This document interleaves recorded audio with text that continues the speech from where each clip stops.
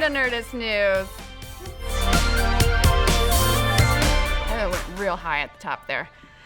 When Harley Quinn returns to the big screen, she'll have some seriously sinister girl power getting her back. That's because her solo film, which has been in development ever since the character stole the show in last summer's Suicide Squad, just got announced, and it turns out that she won't be rolling solo at all. Instead, star Margot, Robbie, and director David Ayer will be reuniting for Gotham City Sirens, an adaptation of a short-lived comic book series of the same name created by Batman the Animated Series scribe Paul Dini. Sirens is the story of Quinn and Batman's other two big-name female villains, Catwoman and Poison Ivy, joining forces to claw their way to the top of Gotham's male-dominated underworld. Along the way, they bond over such modern-day feminist conundrums as what do you do when your ex-boyfriend is a homicidal clown, and how do you get ahead in your career when a guy dressed as a bat is always getting in your way? It's kind of like Sex and the City, but with slightly more spandex.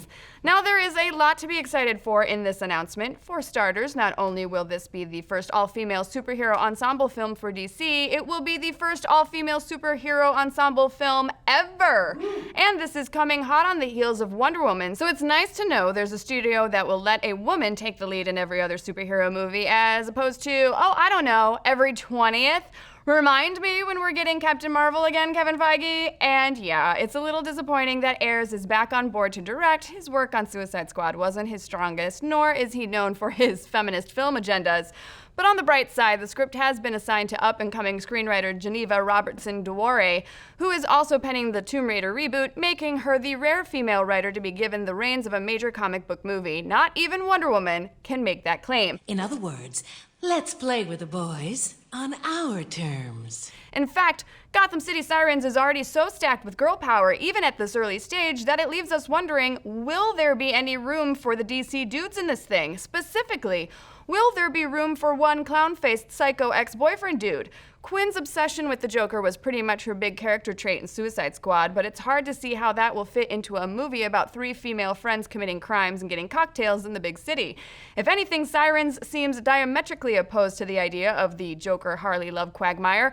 For all its superhero aesthetics, at its heart, the book is about women rebelling against the patriarchy that is trying to hold them down, and let's face it, the Joker is pretty much the clown prince of the patriarchy. Everyone laughs when he sprays someone in the face with an acid flower.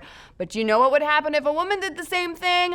People would call her a bitch. Ah, shoot, take all the fun out of life. So at the very least, the Joker can't take the spotlight in Sirens, but would the DCU's current Joker even settle for second fiddle in the first place?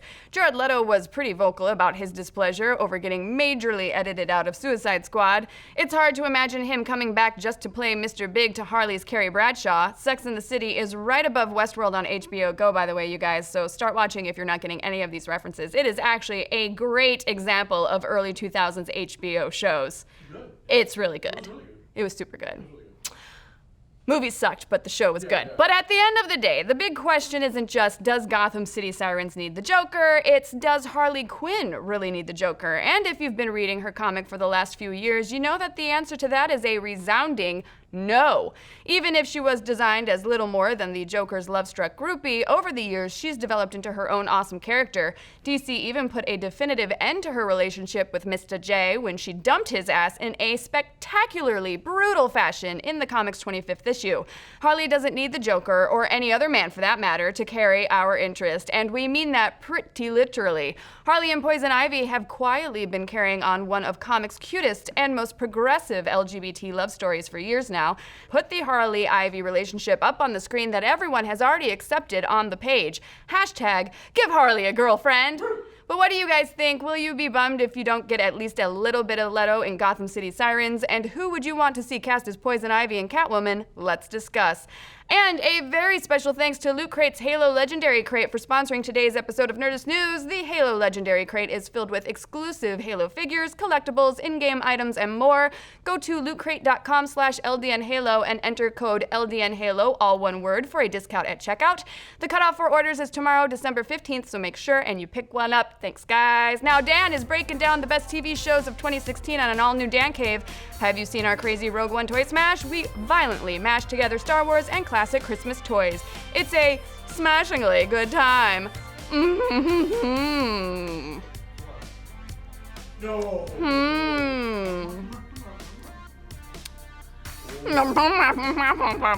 Yeah, I did it right the first time. Head on over to Nerdist.com and don't forget to like and subscribe for more Nerdist news.